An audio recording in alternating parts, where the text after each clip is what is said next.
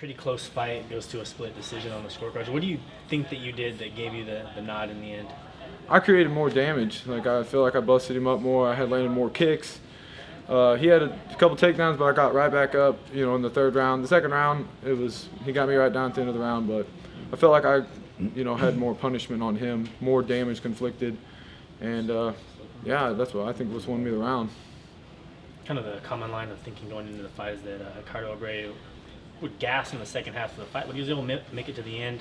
Did you feel like he was getting a little bit tired as the fight was progressing? Yeah, and I took this fight on 4 weeks' notice, so I was trying to pace myself. Not only that, and I had a pretty big weight cut. I didn't tell nobody about that, but I had a pretty huge weight cut to make this.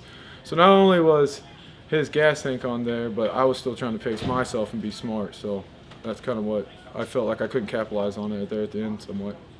Did you take a little bit of that from your first fight as well, which you were winning right up to the end, maybe just a little bit of a different approach this time around? Yeah, as soon as there was like 10 seconds left in the round, I had him against the cage and my corner was yelling, "Keep him there! Just keep him there!" And I was like, I'm not letting go of this guy. He is staying right here. You had a pretty significant height and reach advantage. How much of that did you feel was a factor? Oh, a lot. I felt like that's the reason, setting up my jab, I felt like that's a lot of the reason why my kicks landed, because I could keep him at bay with my jab and rip those kicks. I hurt him a couple times with the body. I heard him grunt, but I just couldn't follow up on it. He's a little tank, man. Once he gets those hands up there, it's hard to hurt him, Big, powerfully built guy. Was there anything that he threw that hurt you a little bit? Yeah, there's a couple, like that head kick, it glanced, and I was like, oh, that wasn't that bad, but then I heard the ringing in the ears, and I'm like, oh, yeah, he got me with that one, so I started trying to move a little bit. But I was recovering pretty fast. You get hit hard in sparring all the time. Like, it was just another day in the office, really. Interesting thing you said in the post-fight interview in the Octagon with John Anik. You were talking about at the end of the week kind of living on quarters. You're a new guy in the UFC, but what does getting a win and getting that paycheck, what are you able to do for your family and for yourself with that? Pay bills, man. I have 3 kids. I have 3 sons. And I work full-time, and so does my wife. Like, we live in an apartment. So this is going to help us so much, Like, when it comes to dirt poor, like, I'm dirt poor. I was raised dirt poor. And coming here, I'm just a redneck from the sticks, man. This is a dream come true, man.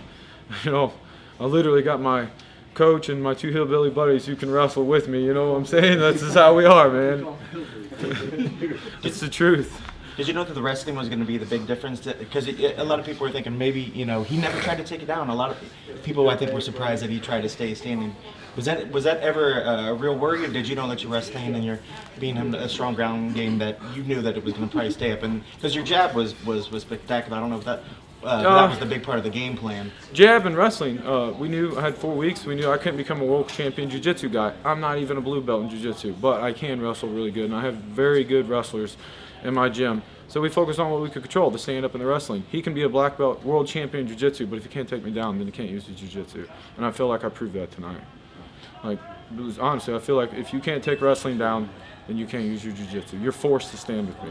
And that's what happened tonight. No knocks off him, because we had an awesome fight, but that's the way I look at things. And you said you came in with 4 weeks, to prepare for this. How happy are you with your performance? I mean, I know you got the W, but are you happy overall with it, or was there something that you're like, man, with a full fight camp, I'm going to be looking that much better? Yeah, I feel like I could have done a lot better things. I was just really focused on pacing myself, doing what I'm supposed to do, because I get real excited in there, and my coach is always telling me, calm down, relax, just calm down. But I'm like a little kid, man. I'm like, oh, finally, I get to fight. This is going to be so awesome. Everything I just learned in like 3 months, I'm going to try to do it all in one move, and I just got to relax and just focus with the game plan. That's why I was telling my coaches, hey, remind me, yell at me about my jab. Work that jab. Keep that jab tight, because if not, I'll be throwing spinning round kicks to the head for no reason. That's just how I am, man. I get too excited. Well, it looks like you didn't take too much damage, so how long until you want to maybe get back in there? All right, whatever, man. Give me 2 weeks to recover, and let me eat a little bit, and I'll be right back in it. I'm down. As long as it's not in a different country, I'm okay with that for the most part.